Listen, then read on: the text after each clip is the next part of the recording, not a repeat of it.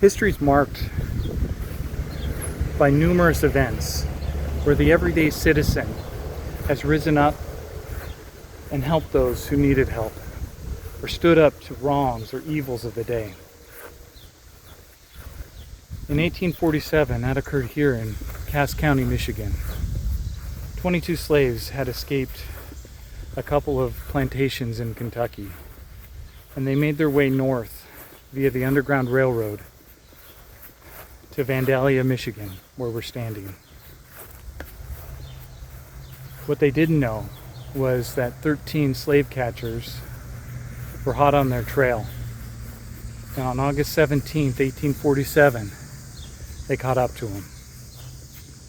In the early morning hours of that day, the slave catchers raided the various cabins that the escapees were staying and sleeping in, pulling them from the cabins, often violently, and in a couple of cases, using the children as bait to draw the mothers who were hiding in the nearby fields back out and back into bondage.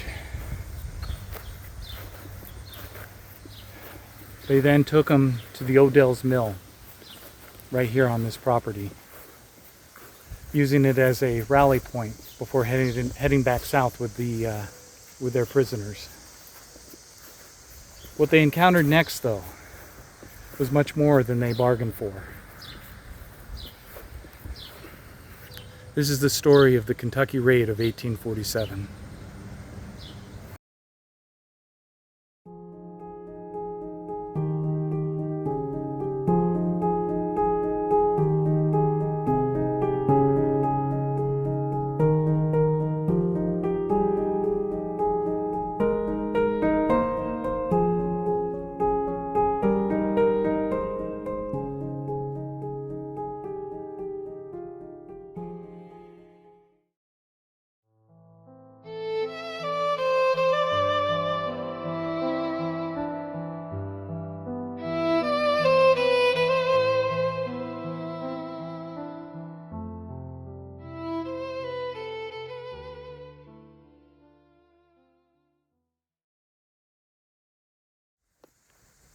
The slave catchers entered town with a purpose that morning, and that was to recapture what they believed were their property. And they were going to do it by any means necessary. The actions they took that night were nothing short of horrific. But in the yin and yang of things, the courage that the townspeople showed that night, or that morning, were just as courageous.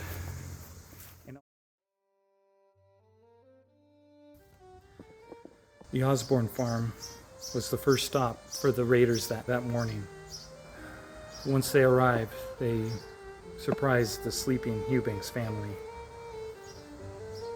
Timberlake, the slaveholder, accompanied the rest of the party and immediately seized Jonathan Eubanks, his teenage son Robert, and Gabriel from their beds. Eliane Eubanks and her 20-year-old daughter Mary jumped out the window. Mary ran into the nearby woods. Ellie rushed to the Osbornes, screaming for help. Eliane's shouts roused the sleeping family. Josiah Osborne quickly sent his teenage son Obed to alert the neighbors. Osborne, Josiah that is, went to confront the raiders. Normally a peace-loving Quaker, he grabbed his rifle that night. Over at the Casey cabin, the other raiders were heading first for the home of Zachariah Shugart, a 42-year-old Quaker leader in the Cass County's Underground Railroad network. Betsy Gardner and her husband, Lewis, who had changed their names to Elizabeth and William Casey, lived in the cabin on the Shugart property with their two infant children, Mary and William Jr.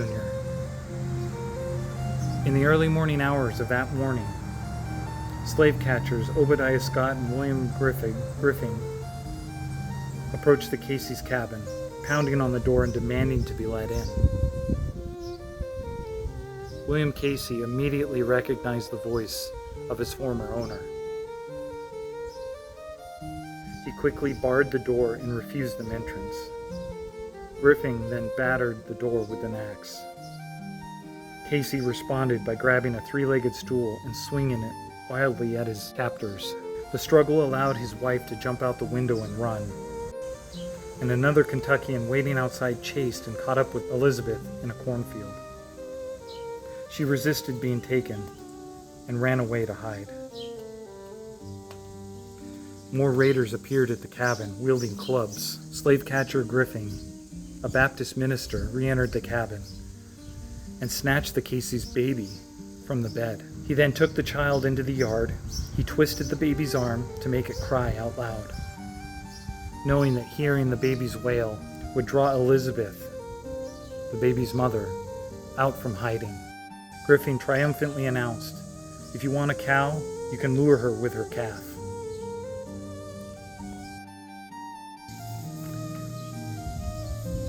Finally now, at the Sanford cabin, the final group of Cass County raiders, including Sheriff Graves, headed to the Bogue farm. Bogue, another prominent Quaker, kept a station where several freedom seekers worked and resided in small cabins. Sheriff Graves dismounted his horse and pounded on the door of one of the cabins. Inside, Joseph Sanford awoke and called out, "Who's there?" Graves replied, "A friend." "Open the door, Joe." Instantly recognizing the voice of his former enslaver, Sanford blocked the door. One of the Kentuckians smashed the window, pointed a shotgun through the broken window. Sanford grabbed a heavy hickory club and struck at the raiders through the window. This caused the slave catchers to withdraw. As the raiders backed off, Sanford decided to run toward the Bogue home, but the posse caught up with him. The men struck Sanford with their clubs. Desperately, he cried out into the night, "Murder! Murder!" The Kentuckians forced Sanford back into his cabin. They also detained his wife, Sina, and son, Benjamin. Sanford's run enabled the cabin's other inhabitants, Reuben Stevens and Perry Sanford, to escape. Stevens bolted out the front door while Perry Sanford and jumped to the ground.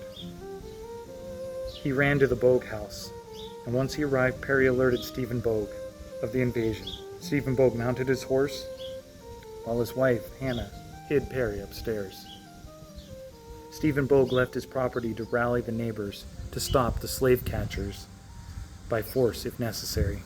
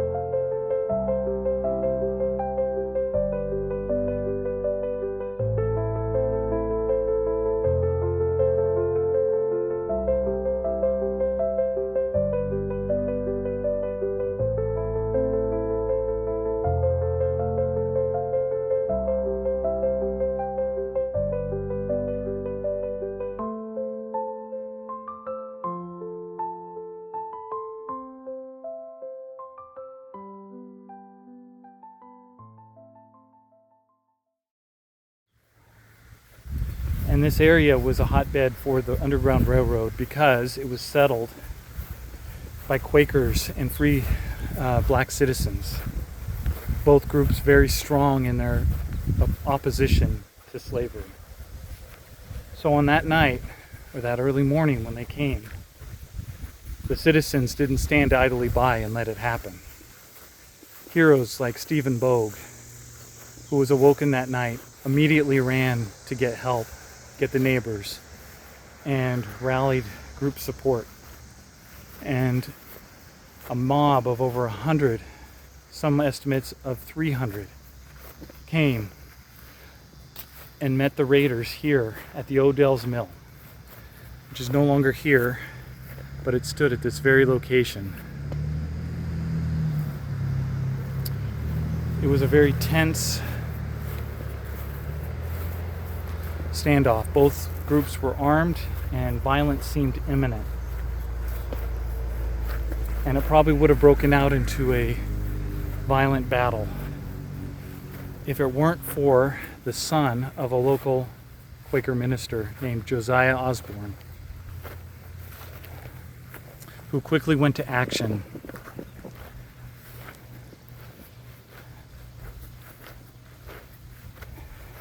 He quelled the tensions by striking a deal with both groups. He allowed the slave catchers to remain unharmed if they agreed to stand trial and prove that they had the legal standing to capture these escapees. Both groups agreed, and they went and marched about 5 miles from here to Cassopolis, where the courthouse is. And that's where the trial took place over the course of 3 days. And the events of that trial and the result was etched in American history and helped sow the seeds of the American Civil War. Okay, so we're standing here right next to the creek, and that's M60. It's an original road to this county. And right here on the corner, you can see the historical markers in the distance there. That's the location of the old Odell's Mill. That's the rallying point for the slave catchers that night, or that day. But it's also where the confrontation with the townspeople happened, right here.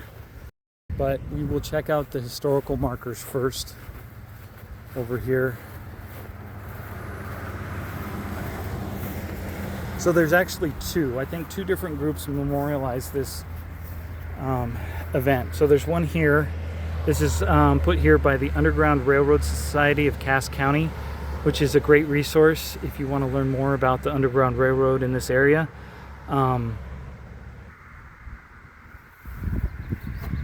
Yeah, this commemorates the courage that the people showed that night. If you want to visit it, this marker is located in Milo Barnes Park. Again, it's in Vandalia, Michigan.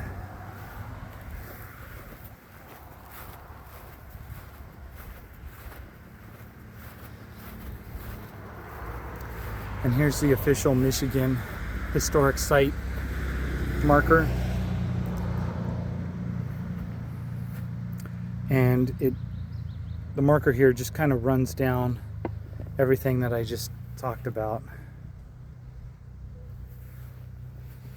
And it's funny, what could have been a violent clash between the two groups ended peacefully.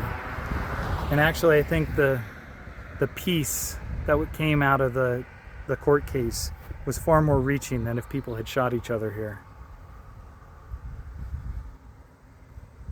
Yeah, pretty cool. Pretty cool to sit here and just kind of reflect on the history.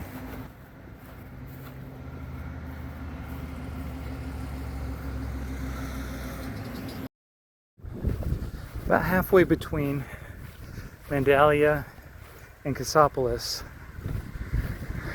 the procession of slaveholders, slave catchers, and townspeople would have passed by the Stephen Bogue house.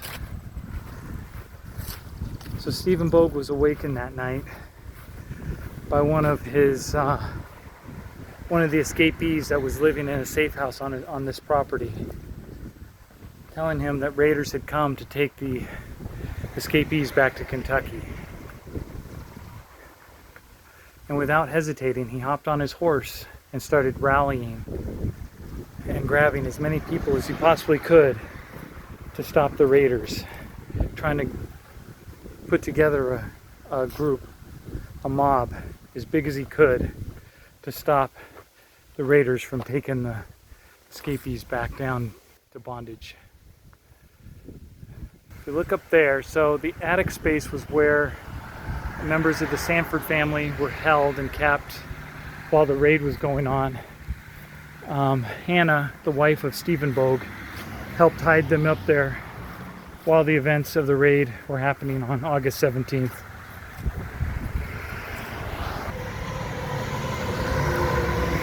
And again, if you ever happen to be, there's a highway right here, so it's hard to hear.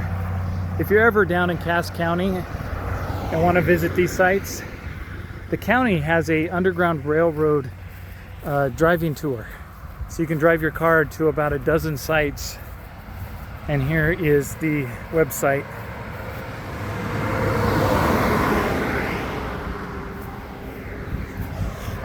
And there's a marker over here marking this spot as a as a stop along the Underground Railroad.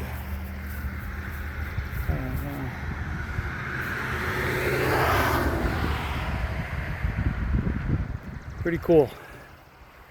So the Bogue family, Stephen Bogue, names that definitely should be etched in history. Okay, so now we've arrived at the Prairie View Cemetery, and this is where the Bogue family is buried. Stephen and Hannah, and I don't know what their kids' names were, but I think I see their gravestones right here.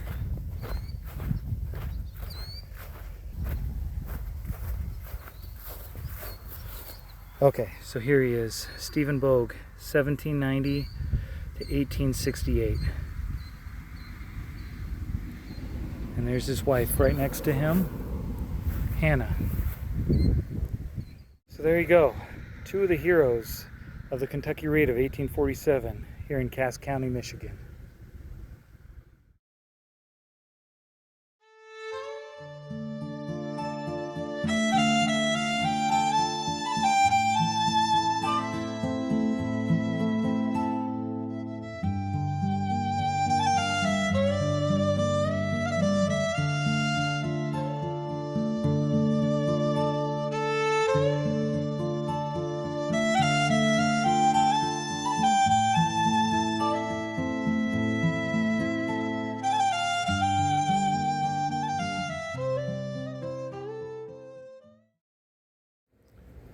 I'm standing outside of the courthouse in Cassopolis, Michigan.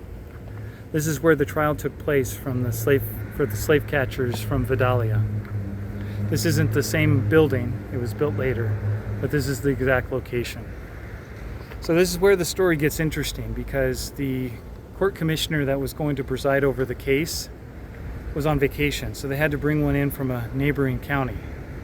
And they brought in Ebenezer McIlvaine.